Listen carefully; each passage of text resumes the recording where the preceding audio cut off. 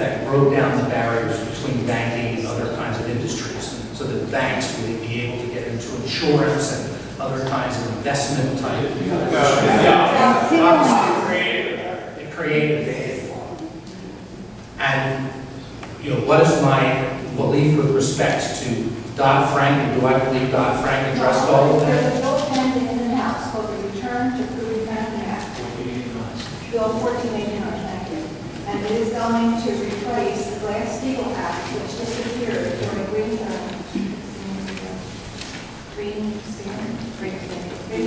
reign. It was repealed in 1999, and we got an economic collapse. And that's when the collapse started. The banks were able to go crazy and make all these risky investments.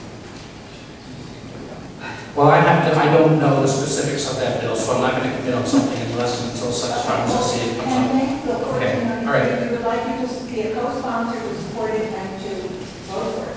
Okay, I will look into that. Yes, sir. Congressman, are you going to make recommendations to Senator Toomey, who's a member of the super committee, on tax reform issues or other reform issues that would either raise revenue or cut spending? And if so, do you have to prioritize a list of 1, 2, or 3 items that you're going to send to his staff and ask him to bring up as they negotiate some of these options the super committee will produce evidently by November 23rd? Well, let me say first at the outset, if there's any particular provision that you believe ought to be brought to the attention of the senator, I'd be happy to, if somebody has something that they think is relevant, I would be happy to take that and be sure that we communicate that to the senator as well. The extent to which he will be able to focus on specifics, I can't answer for him. Right. It is also not entirely clear what the nature of those negotiations are going to be. There is a discussion, I mean, there's a mandate at this point in time that they look for ways to find $1.2 trillion in additional savings in terms of government expenditures. There's also the possibility, because they're not limited to just that they may look in the broader picture. I don't think you're going to see anything in the short term, but one of the things that I advocated in the last negotiations about all this was I thought there was the potential for us to really take a meaningful look in the big picture at the overall, as I said, tax code, and perhaps have an opportunity to have a big attempt to deal with the issue of the spending simultaneously, get to the revenue side by virtue of reining in the loopholes, reining in a number of the things that are subsidies and other kinds of special programs. Great, so if there are particular things that you think ought to be included, it is not clear what that committee is going to come up with. The first challenge, of course, is are they going to be able to find the $1.2 trillion that they are going to put on the table, or are they going to come up short, which would mean across-the-board cuts in a variety of areas, not the least of which would be both defense and health care. I think that there's a high premium on then getting to an agreement, and we're just going to have to watch as they move forward. Yes, ma'am. Hi, thank you for calling me. In May, I had heart surgery, and it was unsuccessful. And one of the things that affects me on a daily basis is the air quality. When there's an urgent air quality alert, I'm actually not technically supposed to leave my house. And it has affected my work, it has affected school. And there are a lot of other people out there just like me who have asthma, heart condition, lots of other health issues. And I am just concerned that we're not taking into as high a priority, along with jobs and the economy, environmental issues that won't allow me to be able to do my job. And I was wondering if you would be able to promise that you will take environmental issues seriously that actually affect my health. Not those side things like animal issues and stuff like that, but things that affect people every single day. Well, thank you for your question. The question was, would I take environmental issues into consideration, as you said, seriously, as we balance the choices about votes that we make with respect to environmental law? And the answer is, I do take that seriously. I take it seriously now. I certainly had an opportunity to work as a prosecutor in which I believe that there is value associated. We made great progress in Do you this see it as nation. regulatory red tape, or do you see No, it? I see. Okay. No, do I see it as regulatory red tape? There is value. We have made great progress here in America, in cleaning up our water, and cleaning up our air. And it has been accomplished in no small measure because we've had laws that have supported the idea that we've got to get to those standards. I see What it does, that when I get yes, it. well, I appreciate that we've got to shoot for what, continue to be the best standards that we can, commensurate with the idea that in moving towards some of these regulations, we do look at the overall impact. And I have spoken before, and I know you have had an opportunity to attend town meetings of mine before, and you always come with good questions, so I appreciate the interaction. But let me go right down in our backyard, because here is an example of a couple of the environmental regulations that have an impact here in our district, and the things that I'm working and struggling with trying to balance. But as you know, one of the industries that's regulated, perhaps higher than most any others, is the refinery industry. And with good reason, but they've made substantial inroads into the pollutants that have come as a part of the refineries. They continue to identify regulations that they want to have in effect. And I think you and I have discussed this once before. But right now, we have 2 refineries in our district. There are close to 2,000 direct jobs in those 2 refineries. 2,000 jobs. They are union jobs. They are high-paying jobs. They are family-sustaining jobs. And those 2 companies, in addition, pay a lot of taxes that support our school district, support our municipalities. There are estimated to be another 4,000 to 5,000 jobs that are related to that.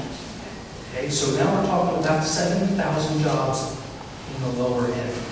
I did not support the Well, the EPA is now coming up with a regulation. And I had the EPA director.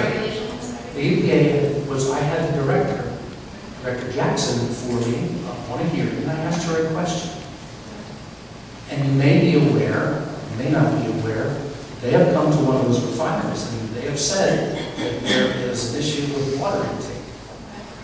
And the issue has to do with the heat of the water, so that when they return it currently, it's 2 degrees warmer than when they bring it in.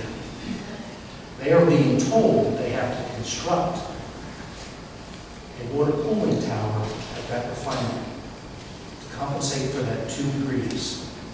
Estimated cost for that is $350 million. I will say to you that if that regulation is put in place, they are going to require $350 billion in new investment. I have a very real fear.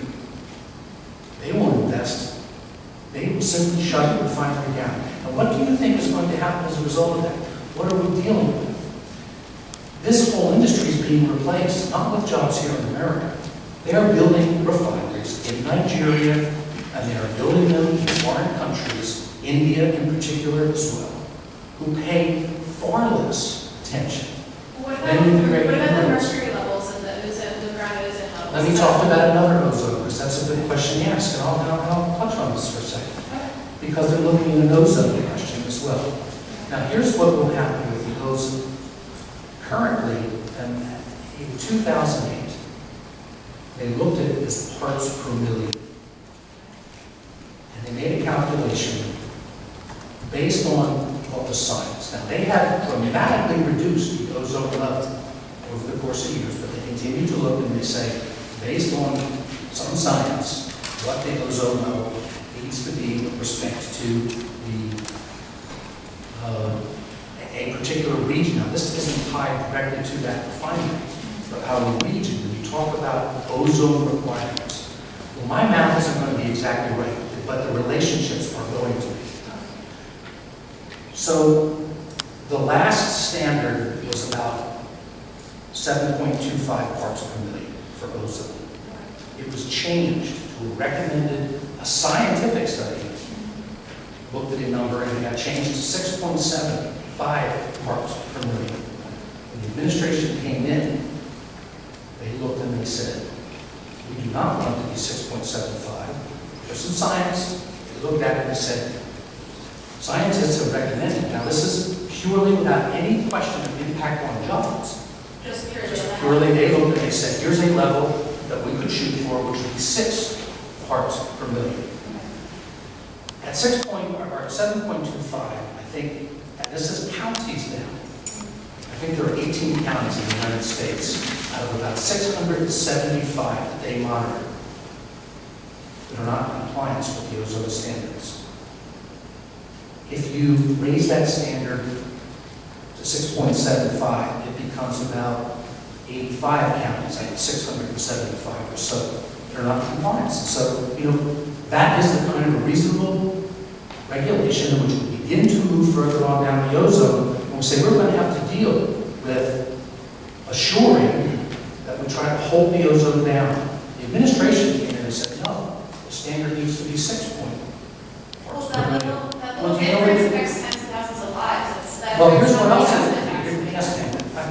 here's what else it affects. That's unnatural. Well, let me just say one other point. It affects 80% of the counties in the United States would not be in compliance. 80%, which means that any development in other parts of the county would be in violation of the overall now determined standard by this EPA, and therefore would not be able to get approvals for anything that would increase the greenhouse gas emissions in the area. So what I'm suggesting to you is it's remarkably out of balance. Thousands and thousands of jobs in our economy when over-regulation. I appreciate genuinely issue to people who've got to shoot for ways that we can protect their health. We also, the guy who's out of work with kids have to deal with the implications as well, are similarly situated if those jobs are lost. Yes, sir. Thank you very much. Chad's board, thank you very much for having us. Thank you for telephone meetings as well. I just want to talk about what I think is the most dangerous thing for everybody over here. It has to do with this 1913 cartoon. This was a cartoon from 1913 that deals with the Federal Reserve. Just wanted to say just these two quotes, if I may. Woodrow Wilson, 1912. Since I entered politics, I've chiefly had men's views confided to me privately. Some of the biggest men in the United States in the field of commerce and manufacture are afraid of something. They know that there's a power somewhere so organized, so subtle, so watchful, so interlocked, so complete, so pervasive, that they had better not speak above their breath when they speak in condemnation. And the short one from Franklin D. Roosevelt, the real truth of the matter is, as you and I know, a financial element in the large centers has owned the government of the United States since the days of Andrew Jackson. But he goes to that you're being a really good, successful prosecutor in the savings and loan crisis. More than 1,000 successful felony prosecutions took place, and 1,000 of the officers went to jail. 3 years have gone by now since this other financial meltdown. Not one. Not a single one.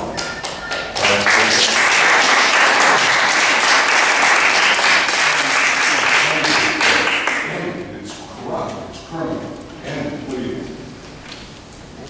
Not enough bankers going to jail for the activities. You're a prosecutor. Now, I appreciate that. I actually engaged in prosecuting the predatory lending. We were one of the most proactive offices in the nation in looking at that issue. And we went after